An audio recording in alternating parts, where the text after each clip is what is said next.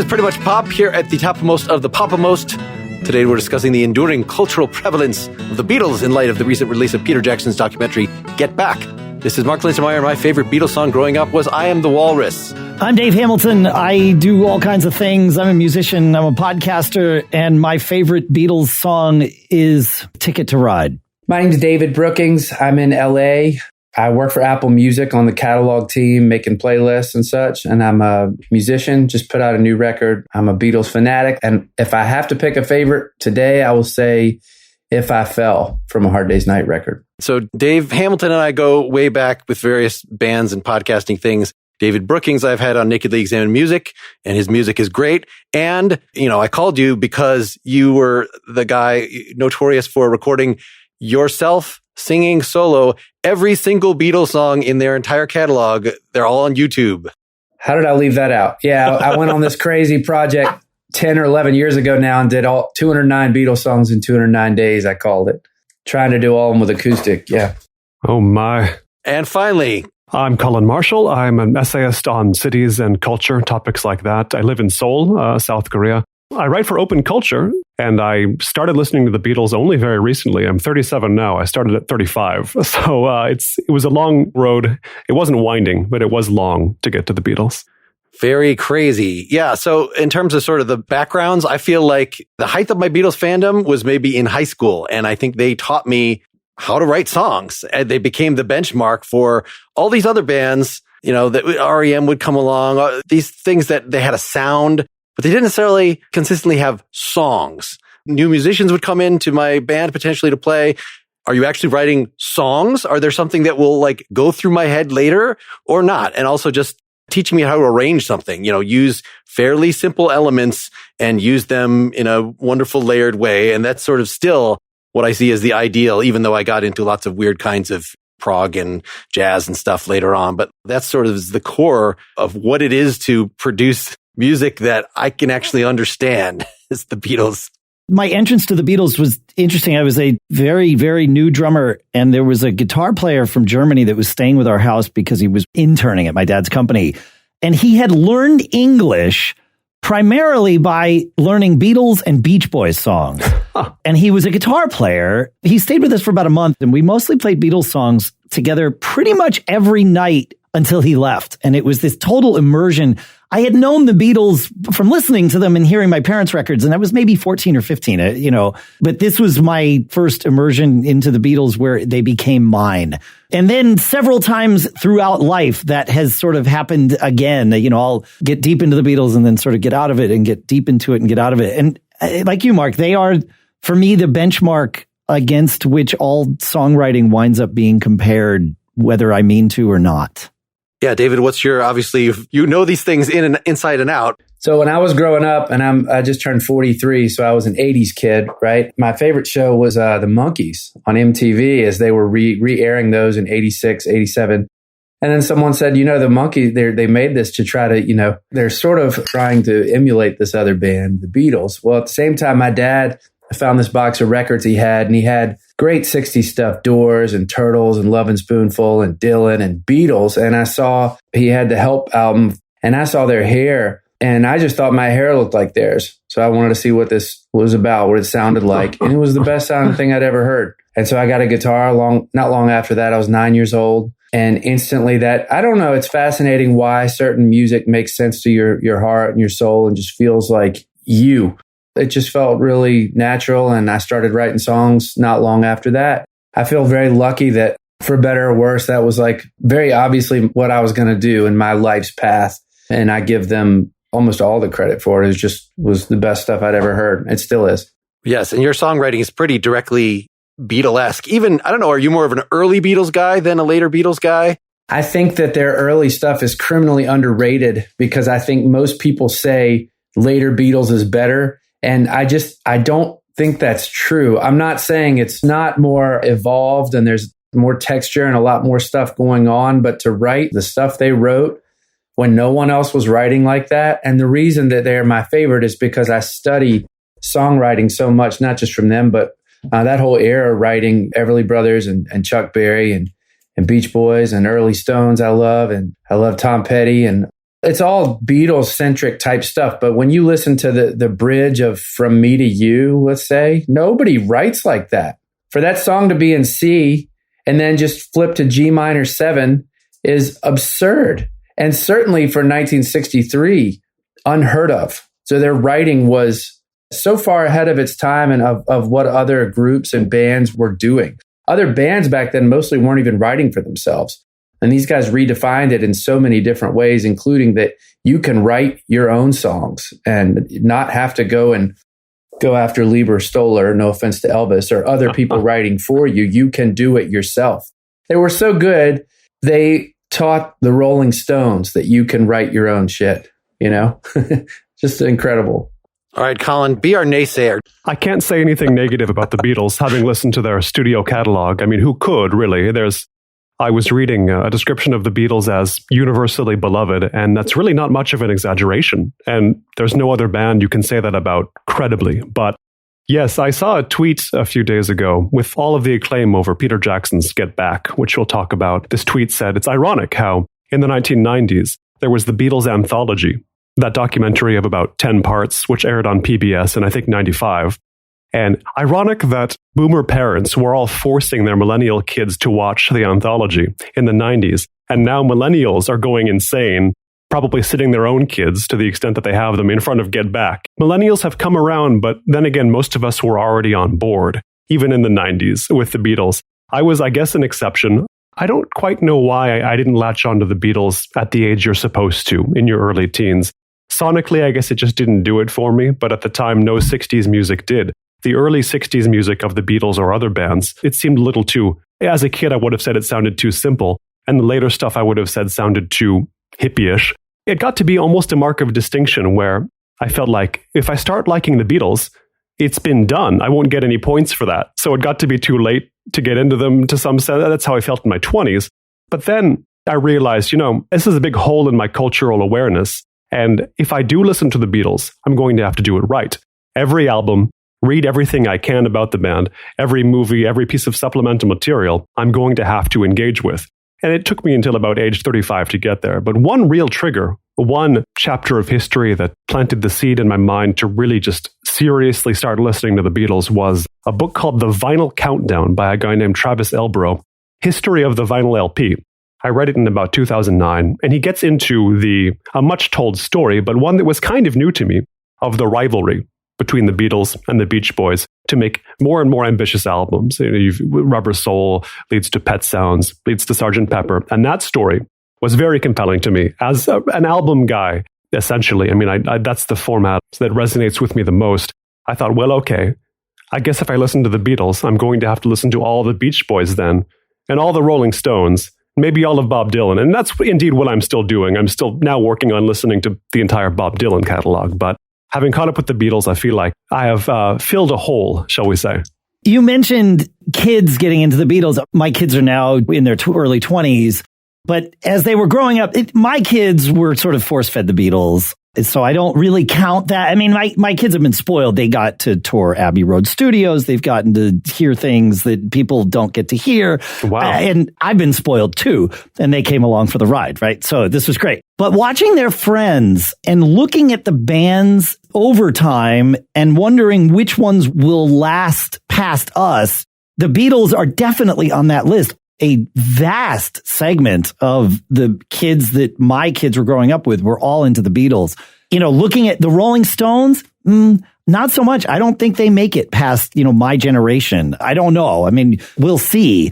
Pink Floyd, I think, will make it. There's other bands that I think will, but the Beatles, it's an obvious thing. Their music, in a way, is timeless. I mean, even watching that Get Back documentary, the only thing, it was the physical elements that made it obvious that this was recorded 50 years ago. The recorders, the old cars that you would see on the street, right? Those things made it painfully obvious that, this wasn't today. But the way they were crafting songs and working together as a band, and of course, the songs that they were coming out with, timeless. They don't sound like 60s songs. They sound like Beatles songs, which will always sound like Beatles songs. Yes, they made their own sonic world. Yeah. Because a good song is always going to be a good song. And so they're totally timeless because you're right. They could have been done tonight tomorrow, yesterday, yesterday and today. Even watching them at the end of the Beatles career there in that movie, watching them play, One After 909 up on the roof and even down in the hole, as it were. That's a well-crafted tune. And and it was one of their early ones. It's nothing earth-shattering about, what went into making that song happen, except it's a really good tune. And a big part of it is the way they make their harmonies work together and all of that stuff. And it made sense then in their career, just like it did even before From Me to You and anything like that. I was lucky enough to get to go to the premiere in LA. There were only 2 premieres. There was one in London and there was one in LA. And this was a 100-minute version as opposed to the 8-hour version. Yeah. But it was at El Capitan Theater on Hollywood Boulevard. And it was, the British overuse the word brilliant when they're talking about stuff. This was truly brilliant. And Julian and Sean Lennon were there, and Stella McCartney and Olivia Harrison. And I just feel so lucky to get to be there and see that, because it was just special. And to watch the whole thing on TV, it took me a few days to get through it just because of life. But I hope they released this to the public, because in the movie we watched, he talked about how he had gone through all the hours and hours of tape and how he made it look so great, and how the original Let It Be movie looked so grainy, and how they had gone through and gotten it to look so new and crisp and pure. And also how they had to pull the guitars and the bass and the instruments down so you could hear what they were saying when they were talking to each other. And that kind of stuff was just really cool to hear about from him. And so I hope they put out his dialogue of explaining how he went about making the film. It is a technological achievement, isn't it? I've written about this for OpenCulture a few times now, about the AI systems they had to develop to separate, to demix, to turn a mono track with instruments and voices into each separate thing on its own track. And the visuals, of course, everybody talks about, but it's a technological achievement that I don't think could have been done 10 years ago, let alone when the documentary Let It Be was being made. And in a way, it's like the Beatles music itself was made possible by technologies that didn't exist before their very specific era, right? Right, yeah. I had a similar experience watching the Ron Howard 8 Days a Week movie back, whatever that was, 5 years ago or so, because, I'm watching it. It's like, well, wait, we can hear them playing in these stadiums. How is that possible? And I actually got to ask that question of Giles Martin shortly after the movie came out. He was the one that toured us around Abbey Road Studios. And what he couldn't tell us was the day after he toured us around was when he was starting to mix that in Studio 3. But that did allow us to go into all the studios. And it was wonderful. But I asked him about it after it came out. And he says, oh, I cheated. I'm like, what are you talking about, Giles? He's like, oh, no, everybody already figured this out. He said for SAR standing there, the audio for that was awful. The recording of that. I mean, they were, playing through the columns and the recording was terrible. He says, so I took the vocals from that and then I took the studio recording, and he's like, I went into Studio 2 and I ran it through speakers on one side of the room and I put some microphones on the other side of the room to make it sort of bouncy and cavernous. And he's like, so I used the musical track from the studio and then the vocals from the live show and sort of put it all together to flush out that bottom end of the recording. That's in the spirit of the Beatles, isn't it? That studio technology. That's pushing the envelope with audio. That's it. Yeah, exactly. We got to see in this documentary a close-up on the era of Beatles that on first pass I discovered. I guess I'm a George Martin fan because it was my least favorite album for a long time. When Let It Be Naked came out, I was so happy about that because I refused to acknowledge that the earlier version with the Phil Spector, the strings done after they weren't around, that even exists. That Let It Be never happened. Yes, but I often just think of one of the really valuable models that the Beatles provided for me was just like a model of artistic advancement and creation, and sort of there's a natural arc to it that I then, see in other bands and see in other just even time periods of music of how much more. It's not like Rolling Stones where they did Satanist Majesties because other people were doing psychedelic stuff and then they went back. Like this was, a very definite progression from this to the White Album, which I just regard probably as their greatest achievement. I don't know. And it's the thing that I modeled my whole college band after. But then sort of, it wasn't going to go up in terms of experimentation forever. Like they had to come back down and rediscover themselves. And, if they hadn't broken up here, I sort of wonder maybe it would have been more like the Stones of just like producing not an ever-changing road of experimentation, but just kind of, like Tom Petty albums or something, like a progression of like, this is stuff I enjoy, but it's not necessarily breaking new ground every time. There was something just about that wave that crashed. And so we got to see and Get Back, like where they're actually, trying to get back, trying to rediscover what it was that made the early stuff great. Like, can we consolidate that into our new ethos? And I totally appreciate it much more now after having seen this. Hey, let's stop for some sponsor messages. If you haven't finished your holiday shopping yet, do not panic. We've got a secret sauce for incredible original gifts, and that's Uncommon Goods. UncommonGoods.com has the absolute best gifts for everyone in your life. We're talking moms, dads, teens, in-laws, besties, your one and only, and it's not stuff you can find just anywhere.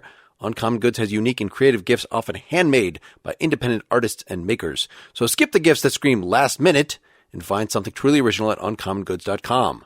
So, for instance, in my family, we give Christmas ornaments. I don't want to get an ornament from Target or something. Just by searching ornament at the site, I see a Save the Ocean ornament set that has like a manta ray, Four Seasons glass globes, these incredible colored glass, like they're a tree exploded all inside of them. Personalized holiday sweater ornament. Bam! Something checked off my list. And here's a gift idea. Uncommon Goods also offers uncommon experiences. You can choose from live online classes in mixology, cooking, flower arranging, embroidery, and more from hand-picked artists and experts. With every purchase you make at Uncommon Goods, they give back $1 to a nonprofit partner of your choice.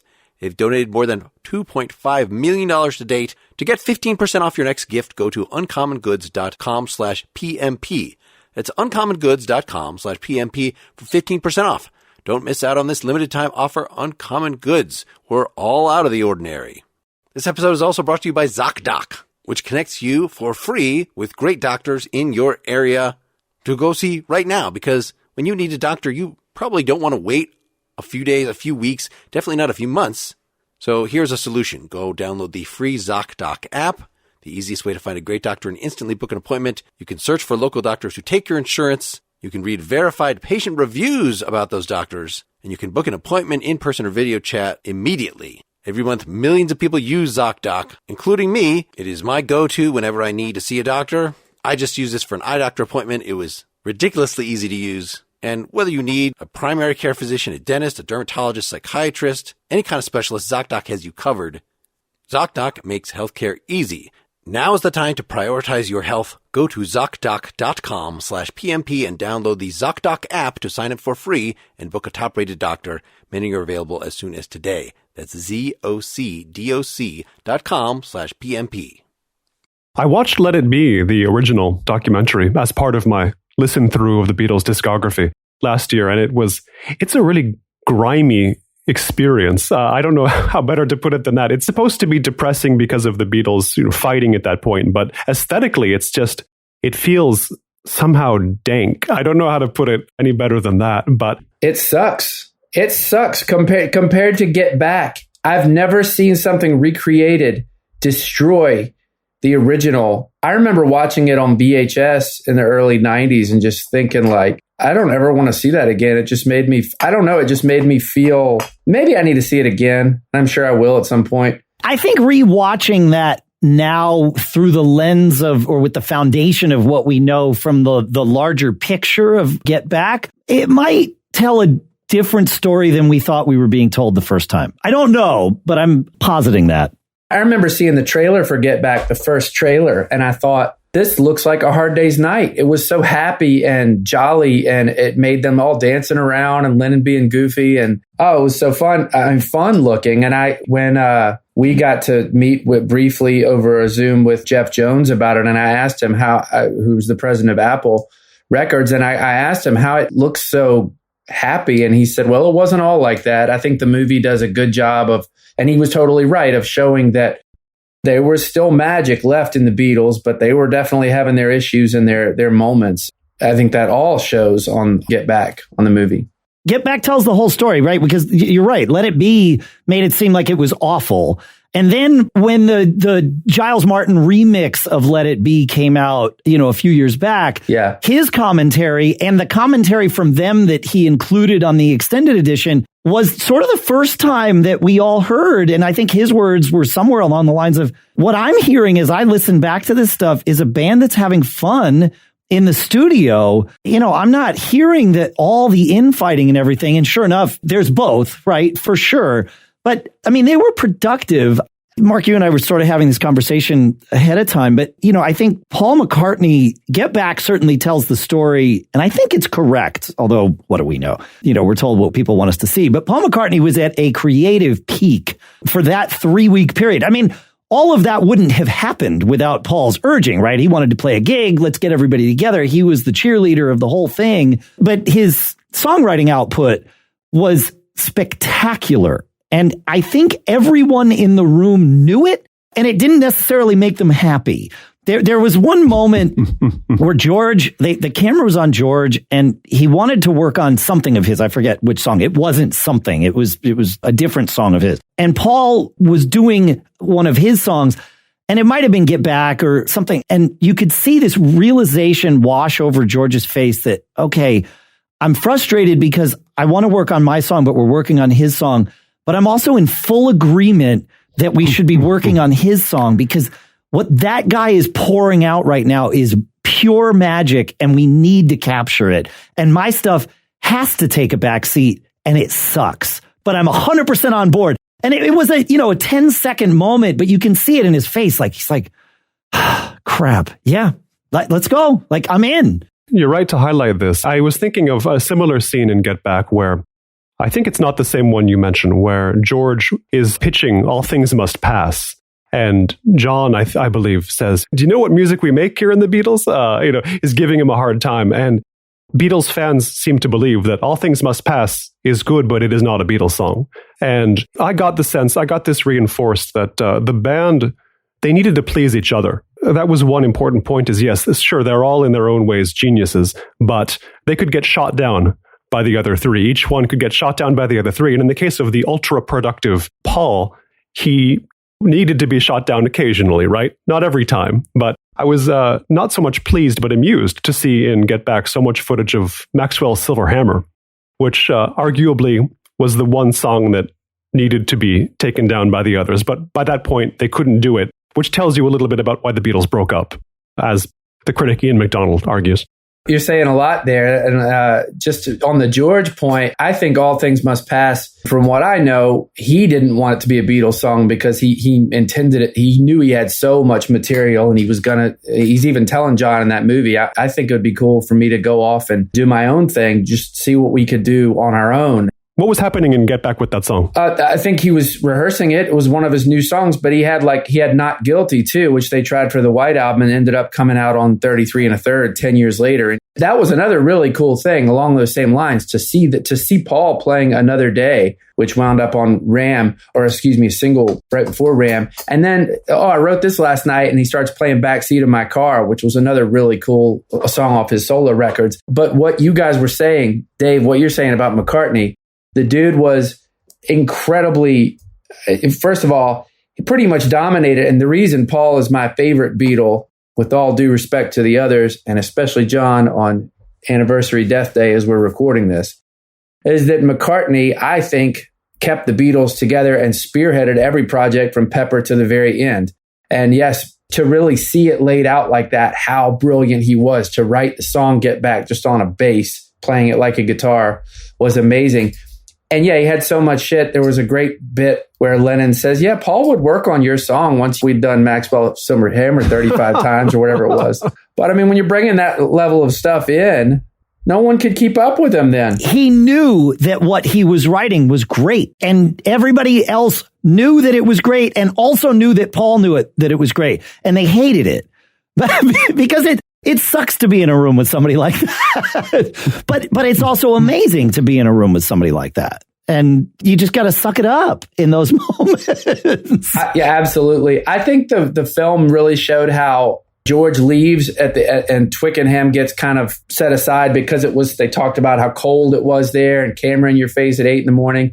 They clearly got on the same page a little more so after that. And once they went into Savile Row, and it did seem to get happier once George came back, and bringing Billy Preston in, which I'm sure we're going to get into, made all the difference in the world too, to bring other life into that. And he was so great. And so happy all the time. Yeah. He kept them on better behavior because he was just such a joyous presence. We talked about on Anthology in the 90s, there's a great bit where George is talking about Billy Preston coming in. And I'm not going to try the British accent, but he basically says it's interesting to see how people behave nicely when you bring a guest in, because they don't really want everyone to know that they're so bitchy. It's really funny the way he says it. Don't fight in front of the guests. Yeah. Yeah, but I mean, they were on excellent behavior at first when he was there. And then they got comfortable with him and, you know, the things that needed to come out came out. But he kept them on task. Maybe that's a better way to say it. You know, it was like, well, we've got this guy here, and I did not realize how close it came to him being the actual fifth Beatle. Like, I mean, to hear Lennon say that and Get Back sort of, and Paul was right to shut him down when Paul said, wait, we got enough problems with 4 Beatles. Bad enough we don't with 4 need Beatles. 5. But they were kind of cash poor at that point in time, right? Because they were producing Monty Python films with all their money and stuff. So I was going to say there were royalties for days. There were royalties for decades ahead of them, as has been proven, right? But in the moment, paying him cash was like, oh, yeah, okay, you're fine. You know, like we got to carve out some money for him or whatever. But yeah, I mean, their Apple Records was losing money big time. That Python wasn't happening yet, but yeah, they were losing a lot of money from. It's more like a mid 70s thing, but yeah, they were losing a lot of money by then. I mean, they had Neil Aspinall as business manager, but they were losing a lot of money. Yeah, they hadn't figured it out yet. I mean, which is how things go. You stumble at first. Yeah. Are you all still living the Beatles breakup as if it was a divorce, or, you know, fantasizing about what the post-breakup life would have been or something like that? Dave is shaking his head. No. Like, okay, if they had Billy Preston, if they became like a normal touring band, or if they even just were like, fine, if George Harrison doesn't want to do this new thing, what if they actually got Eric Clapton in there? Like, it's so sacrosanct that it has to be these 4 guys. Wasn't that amazing when Lennon just said, well, that's okay, we'll just get Eric. Yeah. Yes. Room for one more. Because he isn't looking at it in that moment with 50 years of reverence. Right. Right? I mean, like, that is a normal thing that would happen in a band. I mean, it's a little bit of a fuck you. Like, okay, well, if he's out, we'll bring a new guy in. It's fine. We're going to keep going. That happens in a lot of bands, including that one. You know, it just so happens that the way it evolved, they stopped. And now they're this thing preserved in time. I mean, but that's true of a lot of musicians. Like, I look at Hendrix, right? I mean, the same kind of thing, like a career cut short. Now, the Beatles weren't cut short at that point by people dying, but, you know, Hendrix was. And I always wonder, like, what would have happened to how would we perceive Hendrix today if he didn't die when he did? Because he would have kept creating music. My theory is that he would have turned into Prince. Like, I think Prince is the evolution of Hendrix, right? He was always on the cutting edge. He was always he was kind of weird and quirky. And so I think Prince is some elements of what a future Hendrix might have looked like. That would have been fantastic, right? Obviously. Now, Prince, there's another discography I want to listen to the entirety of. But absolutely. You know, these thought experiments on what if the Beatles had lasted longer are always compelling. But as I say, I've been listening to full discographies. After the Beatles came the Beach Boys and the Stones, and I'm listening to all of Dylan now. And what's always compelling with the long discographies, the decades, 50, 60-year-long careers, is there comes a point, inevitably, when the nature of the artist gets out of phase with the nature of the zeitgeist, with the popular production methods. For 60s bands, 60s acts, it was always the 80s. Their nature was at peak opposition, shall we say, to what was popular. And so you get the Beach Boys 1985 comeback produced by the guy from Culture Club, which I actually find a compelling album for that reason, because the nature of the band is so unlike the nature of the production. Or Leonard Cohen, I'm Your Man, which is a more successful album. Or, the Stones put out a lot of sort of product in the 80s, which is maybe not the most enduring of their music, but that clash between production and their sort of the nature of the guys themselves, it always fascinates me. And what would the Beatles have been? There was an article 10 years ago. We were speaking, as we say, on the anniversary of the death of John Lennon. About 10 years ago, or 11 years ago, there was a piece imagining what it would be like to profile a living John Lennon in his 70s. Do you guys remember that? It was called Lennon at 70. It was in somewhat poor taste and circulated for that reason, but it envisioned a Beatles 80s comeback with sort of mullet ponytails. And, we can all be glad we didn't see that specific development occur. But, you have to wonder, right? But they did stuff in the 80s. I mean, other than Lennon, of course, like you listen to Press to Play or Tug of War. So there's the successful and unsuccessful side of doing it, because Tug of War went #1 and Press to Play might have, but there's not as many songs on it. It's all about songs. If you have a good song, it'll probably be good. But that's all good stuff to say. I wonder what Hendrix would have done in the 80s too. Would he have been doing, touring with Flock of Seagulls or something? I have to show you guys this really quick, because it goes really quickly back to what we were saying about Paul and the others hating him for it. This was a tweet I saw the other day. It's a photo of the others pushing him off a building, basically. And it says, been hearing that Get Back completely glosses over this murder attempt. So hard pass. The funny part about it is, we want to kill this guy. He's so amazing. I mean, song after song. Well, and he continued to produce song after song after song for a while. We were talking about with my daughter, who's, like I said, early 20s. I had no idea that Live and Let Die was commissioned to be written for a James Bond movie. And I said, yeah, of course. And, we talked about lots of the commissioned theme songs for James Bond movies, most of which are throwaway songs, right? And so McCartney certainly could have done a throwaway song and gotten away with it, right? Like, well, it's James Bond theme song. Of course, it's a throwaway. But it wasn't. It became a huge part of his, it's a great song. And it stands on its own as a fantastic McCartney song, so much so that people have no idea that it's a James Bond theme. It doesn't sound like cheesy and kitschy. It's a great song that happened to be commissioned for a thing. Although, if we're going with that, then what Adam Schlesinger did with That Thing You Do was equally as amazing, because that was commissioned with a name and being told, you have to write something that could have been, in the top 10 alongside the Beatles. And people can't get sick of it when they hear it, 15 times over the course of a 90-minute movie. And Schlesinger said, hold my beer, which was amazing, right? It's like, and he cranked it out in an afternoon. It's a great, it's freaking amazing. But movie too. And a great movie. Yeah. Uh-huh. Yeah.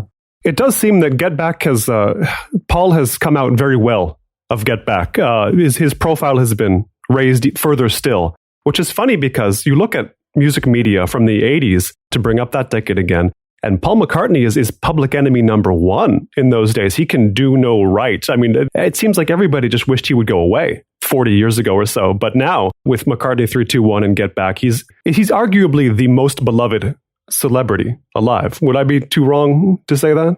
You're right for me. I mean, McCartney and Dylan, I think, are probably my 1 and 2. Beatles and Dylan are my 1 and 2 all time.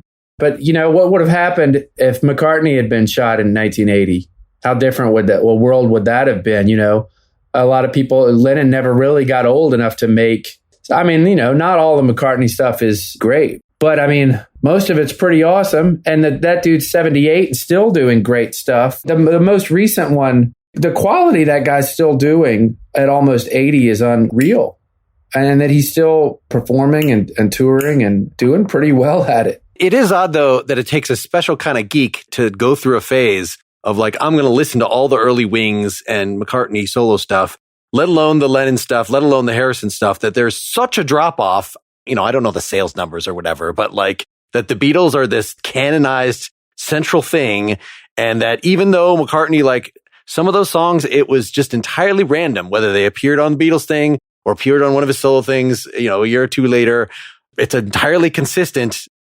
But yet the gloss is not on it. There's something that it's only a very select, self-selected group will actually even explore this stuff. It's true. To restate the obvious, there was a magic between Lennon and McCartney. And when they worked on each other's songs, watching them playing those tunes, the Lennon tunes, McCartney is singing along even if he's not singing a harmony. Lennon is singing along with McCartney even if he's not singing a harmony. They both know each other's phrasing and inflections and have at times helped each other, craft those. Yeah. I know that there are some songs that were only written by Paul and they get called Lennon McCartney. That story's been told over and over again. But I think they were right to do that because they really did help each other. At the very least, they were helping to select what was going to work and what wasn't going to work. Even if they quality control. It was quality control. That's right. Yes, every band should have that, whether they co-write or not.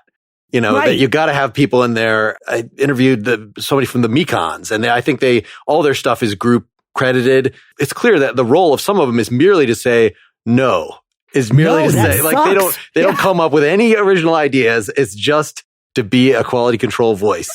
And a lack of quality control seems to be the number one complaint about Paul McCartney's solo career, as he's got this hugely impressive fecundity, and could make a song, he could finish a song without the song really being finished, if you know what I mean. There's examples brought up from his catalog, My Love Part 1, I believe, is usually brought up as an example of a song that sounds like it's done, but it's just not there. But this is something that Paul McCartney brought up in McCartney 321 with Rick Rubin, the Hulu series. He had this idea. For me, it's all about forging ahead. I just keep going. I put it out. There's always something new to make. And that I found very admirable, especially for a man at that point in his career. I took it to heart, even though it results in the occasional My Love Part 1. That's been his grand bargain, hasn't it? Yeah, I mean, and also what we were saying about Lennon not being there not only means he's not there to say we shouldn't do that song, but he's not there to bring half the album either. So you get Red Rose Speedway from McCartney because there's not, Jealous Guy or Imagine to mix in there. I want to tell you about our sponsor, Bespoke Post, and their new seasonal lineup of must-have Box of Awesome collections. Bespoke Post partners with small businesses and emerging brands to bring you the most unique goods every month. Some of it is outdoorsy stuff, or bags, or knives, or things to wear, or electronics. What you do is you take the quiz at boxofawesome.com, and your answers will help them pick the right Box of Awesome for you. They release new boxes every month across all their different categories. It's free to sign up. You can skip a month, cancel anytime. Each box costs only $45 but has over $70 worth of gear inside. For instance, there's this Hibernate box that looks very cool. It is the Grizzly Cabin Slipper and some eucalyptus and bergamot room spray. There's the Parlor box, a 3-piece decanter set for your various hard alcohols, with a heritage wood bar tray, very classy, or antipasti, a ready-made charcuterie board. I'm sure I'm not saying that right. That's okay. With this cool cheese board made of sturdy acacia wood, a cheese knife trio of really funky, cool-looking Bosca knives, and an all-natural French-style pork salami, and some little French pickles and mustard. So very nicely curated stuff I would not be smart enough to pick out myself. Get 20% off your first monthly box when you sign up at boxofawesome.com and enter the code PRETTY at checkout. That's boxofawesome.com, code PRETTY for 20% off your first box. If you are carrying a credit balance, it can seem like you're in a never-ending cycle of debt, but Upstart can help you make that final payment so you can get ahead. Upstart is the fast and easy way to pay off your debt with a personal loan all online. Whether it's paying off credit cards, consolidating high-interest debt, funding personal expenses, over 500,000 people have used Upstart to get one fixed monthly payment. Upstart knows you're more than just your credit score and is expanding access to affordable credit. Unlike other lenders, Upstart considers your income and current employment to find you a smarter rate for your loan. With a 5-minute online rate check, you can see your rate upfront for loans between $1,000 to $50,000. You can receive funds as fast as one business day after accepting your loan, and after, of course, doing some research to see if you should be doing this. But debt consolidation is often a very good idea. I have done it, and I'm hoping you will research Upstart as one of your options for that. Find out how Upstart can lower your monthly payments today when you go to upstart.com/pretty. That's upstart.com/pretty. Don't forget to use our URL and let them know we sent you. Loan amounts will be determined based on your credit, income, and certain other information provided in your loan application. Go to upstart.com/pretty. I saw a really cool thing a few years ago, someone writing about what the next Beatles album would have looked like. Well, you'd have had Maybe I'm Amazed, and Imagine, and Jealous Guy, and All Things Must Pass, and My Sweet Lord. Been a pretty good record. These were guys competing with each other, right? And all of the songs you just mentioned were the result of that competition, even though they didn't make it on a record that said the Beatles on it. They very much were, at the very least, presented as part of that competitive process. They may not have been refined as part of that competitive process, although all of those songs wound up being fantastic. Well, yeah. So the early version of Jealous Guy, what is it? Road to Marrakesh or something like that. Like the places where the lyrics of Get Back that were all about immigration that they like. Yeah, the Pakistani stuff. Yeah. I mean, maybe if it had actually been completed that way, then we would be all like, we would be signed up for it. But like, no, all I hear is these McCartney, too many people, these kind of lame McCartney social commentary songs. And like, yes, this would have been in there if there wasn't for that refining process. I'm definitely reading into things here, and feel free to tell me that you've heard that I'm exactly wrong. But watching the rooftop concert, they played the song Get Back several times in that day. And when they were finishing a song, and Harrison noticed that the police were on the roof, he immediately started in to Get Back and led the band into it yet again. I saw that as he still sees this as like a protest song. Even though the lyrics really like that none of that is left in there. But, they had just experienced this a week prior. So it's still that mindset of like, all right, if the police are going to shut us down, it's going to be while we're playing this song about JoJo. Yeah. And I love how Mal Evans, their big roadie, turned George and John's amps off. Yeah. And George turned it right back on. And so then Mal's like, well, I better turn John's back on then. And they just keep going. They just keep trucking. And all the footage of the people on the street, all the older people saying, I like them. I don't like them. They woke me up. I mean, most of the people were saying this sounds great and we're glad they're here. Yeah. Yeah, it was cool. Yeah. Yeah, I mean, again, with the lens of 50 years, looking at that anyone would ask the Beatles to stop their what became their final live performance, it's just preposterous to watch. Like the 14-year-old looking cop. Yeah. I'm going to arrest you. Really? This is where you want to go down in history, huh, buddy? Okay. Yeah. This gets to a question that kept occurring to me, and I'm still thinking about it when I began listening seriously to the Beatles, which is, what context to put this music in? How much do you have to put yourself mentally in the 1960s?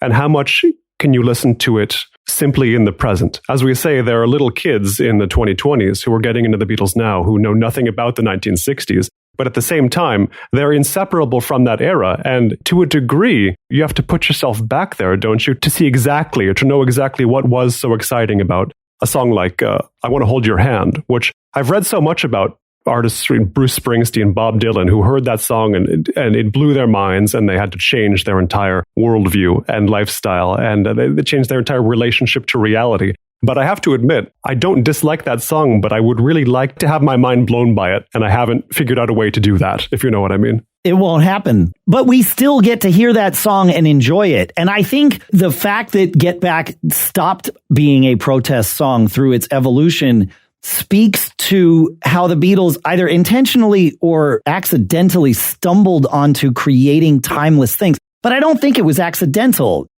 Paul, when he was working out Carry That Weight with Ringo, he had the chorus and then he was just sharing ideas. He's like, well, we need to, it's got to be a guy who goes out and gets drunk and his wife and he wakes up and it's things that happen to everybody. And it wasn't just things that happened to everybody that day. It's things that happen to everybody over and over again and have been happening and will keep happening.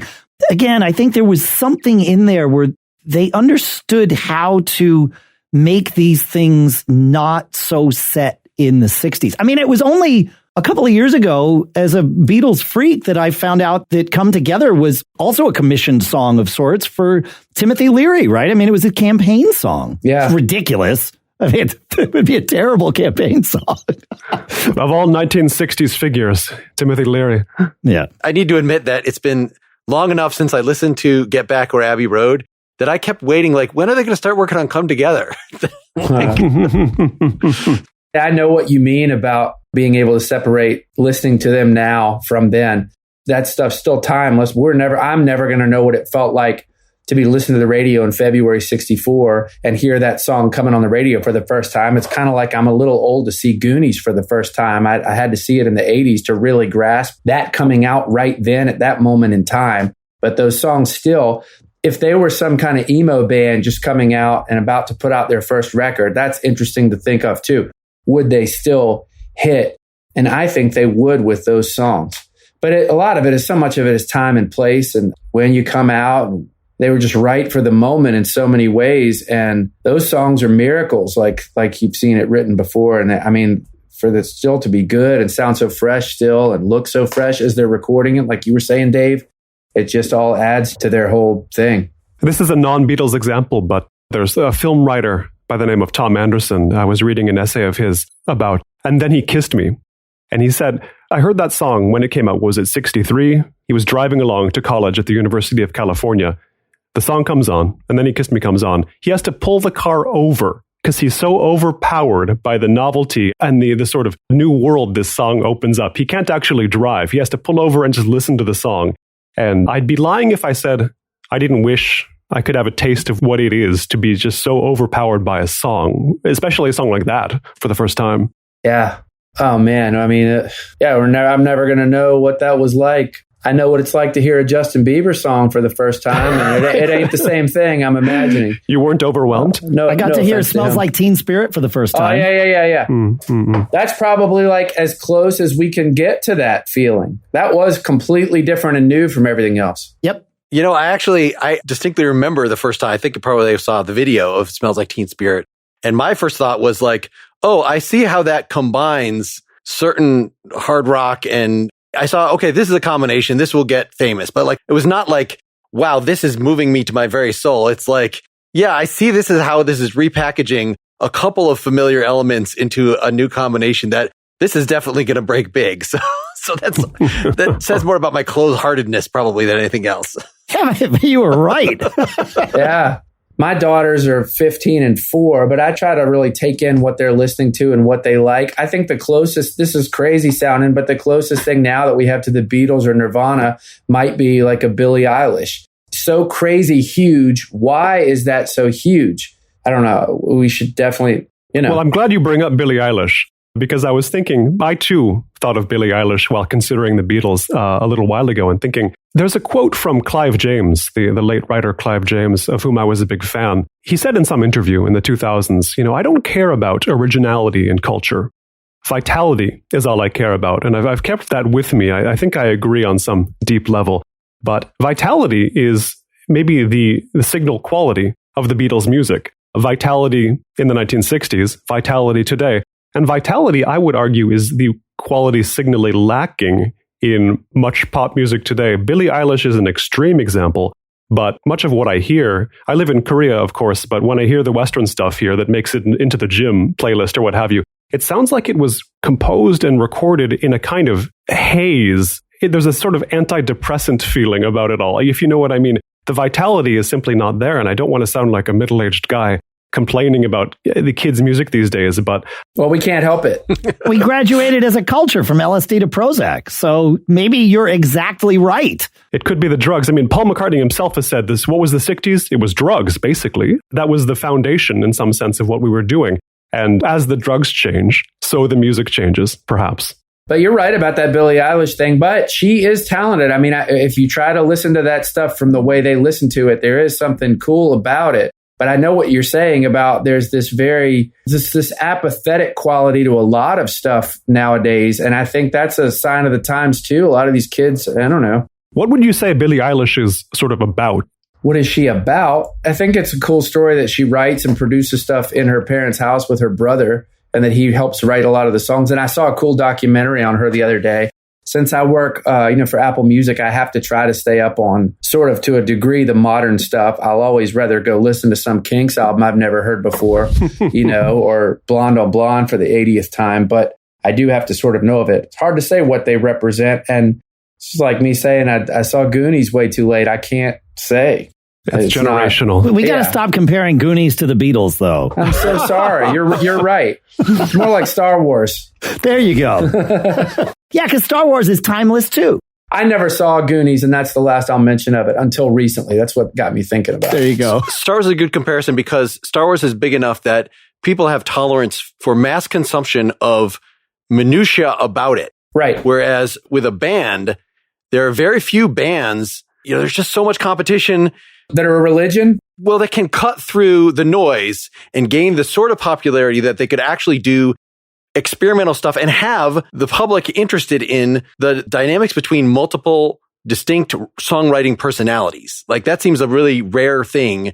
I'm sure there are lots of bands out there that have multiple songwriters. The Police had multiple songwriters, but when the one Andy Summers song comes, like you want to fast forward over that. Like that's not why they got popular. That was a compromise. That's right. Exactly. To allow something that he's saying on there, but to actually have, something where they have multiple personalities and they blend that well. I don't know. It just seems like inevitable that those bands, they break up. Supertramp kind of had that, but then one of the guys leaves. Like that's what happens, the Jayhawks, if you have two great songwriters, probably it slims down to one before too long that keeps going with the title. I call them the supergroups in reverse, right? Like a Genesis is the same kind of thing, right? Where it's just like, there's no way that these people can all, like, it's great that they did this, but also it's not going to last. People should be grateful for their level of fame and clutch to that thing for as long as they possibly can. I know plenty of folks do that. It's been nice that there's been sort of periodic reminders of the Beatles, that we mentioned the 8 Days a Week thing and the Let It Be Naked, the Beatles Anthology, the Beatles One, the Beatles Love, like that these things just with some regularity, like there seems to be a new Beatles album. Why? Like that's so crazy for a band that's been dead for that long. There's one chapter of the Beatles' ongoing revival that I hadn't really considered much before I started reading Beatles books, but Rob Sheffield, the critic Rob Sheffield, has a book called Dreaming the Beatles. About 7-8 years ago it came out. And he gets into the importance of the CD reissues of the Beatles albums during, again, the 1980s comes up once more, but a lot of the groups in the 90s who were so Beatles influenced, they came to the Beatles because of the CD releases, which were staged in the late 80s one by one as big events. And that a lot of the Beatles influence today owes to the CD reissues in particular. I don't know if I'm entirely correct to say that the Beatles were, of course they weren't forgotten in the 70s and early 80s. Well, they definitely weren't as big. You're right. You're totally right. Those CD reissues were a big deal. To me and all my, I'm 50 now, and everybody my age, that's when, I said there were several times through my life where I remade the Beatles my own, and those CD releases were one of them. And then the Giles Martin remixes of each album, more recently, the digital stuff. Oh, yeah, those are so cool. But again, like that was I need to get back into these things. I've heard all these songs before. I think they know and have known for years now that we can keep squeezing blood from this turnip and people want it. Like, what was that cool footage of them showing Lennon getting in the helicopter with Maharishi? I'd never seen that before. If they put out that, people would eat that up. Beatles in India or something. And I think that is a documentary that has come out, or just I at least saw an article about it, about the Beatles and India, new documentary.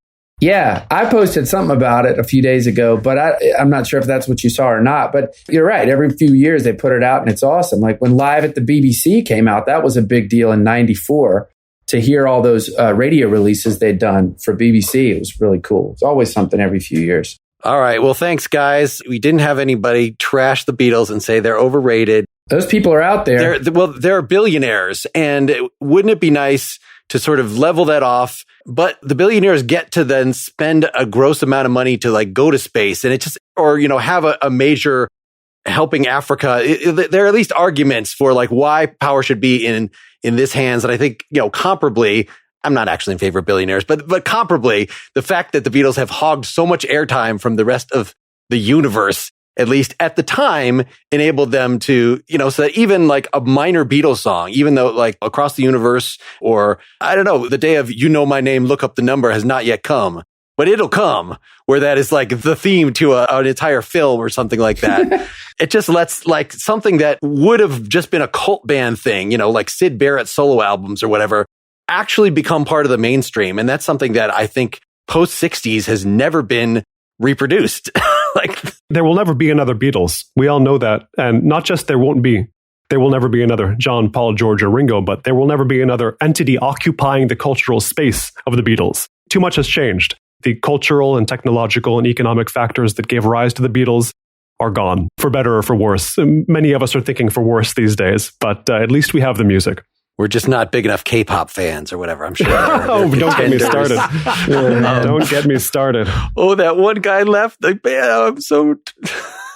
People still have that reverence for like these personalities. It's just I'm not young enough to even remember the names of any of them right now. Well, it's displaced religion in some sense, right? The Beatles became a religion. BTS is a religion for an entirely other group of people. I didn't become a young believer in the Beatles, but nor am I a 37-year-old believer in BTS. I don't think it's going to happen.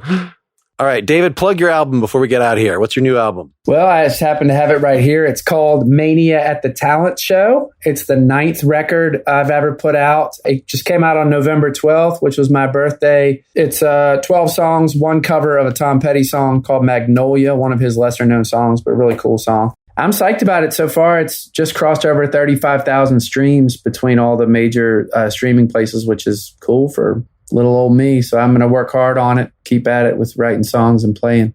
All right. And anyone who likes this should go listen to Dave's music podcast, Gig Gab. And Colin, do you have anything? So look him up at openculture.com. Anything else to promote, book or anything? ColinMarshall.org is where the writings are, but Colin Marshall on Twitter as well. Awesome. All right. Thanks, listeners. Thanks to you guys. Bye. Get more Pretty Much Pop at prettymuchpop.com. Get bonus content for every episode at patreon.com/prettymuchpop. You can also now get all the bonus content directly through Apple Podcasts by signing up for a paid subscription there, which gets you ad-free episodes and extra talking not only for Pretty Much Pop, but also for my other podcasts, Nakedly Examined Music and Philosophy versus Improv. Pretty Much Pop is part of the Partially Examined Life podcast network, and it's also presented by OpenCulture.com.